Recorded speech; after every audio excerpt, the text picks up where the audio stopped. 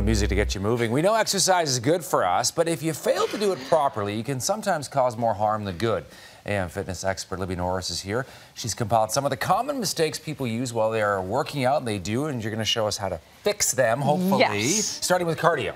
With cardio, and so many people, you can get too much of a good thing. So cardio, we know, is great for our heart, it's great for our system, but by doing too much, people need to do that balance. And you want to watch doing trendy cardio right now, high-intensity training, Tabatas, all those sorts of boot camp things are really, really popular, and they are great, but too much of a high-intensity program can be more stressful on the body. So you only want to do that like 2 to 3 times a week, and then balance it out with some steady state or some lower intensity cardio. So that's the one thing, people just do too much all the time. Okay, so I was telling the 4 of you. I know this is a hot topic for you. This is a hot topic because I see this stuff all the time. People doing the wrong thing. Yes. They're hurting each other, hurting themselves, whatever. So give us some tips. Squats. So one of the basic exercises. Now we have to forgive Marissa here because she does have foot injuries, so she can't do a squat properly. But it does show what happens in a squat, where the knees come forward, the heels come up. Sometimes people bend over, they bow more than they squat. And one thing that people very often do is say eyes forward, so you're looking, and then you're ending up compressing through the neck and cervical area instead.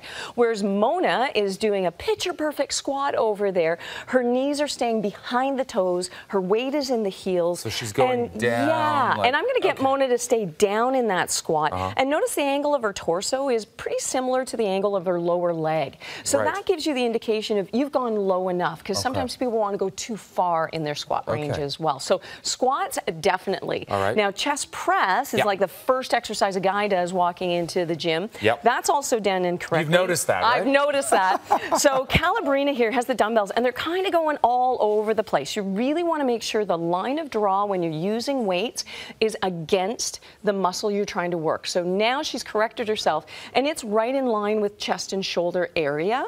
And you can't really see this angle, but she's got her arms like goalposts. So her wrists are right above her elbows, and her elbows are right out from the shoulder chest area. So that makes it great. Now right now she's got her feet down, so that but if sometimes your back can arch too much, you want a slight lordotic curve. You don't want to be shoving that in, but you want to do a slight curve. Where Marissa is going to be doing a push-up, and the same thing, it's the reverse exercise. So with the hands too far forward, it ends up being too hard on the shoulders. No wonder people can't do push-ups.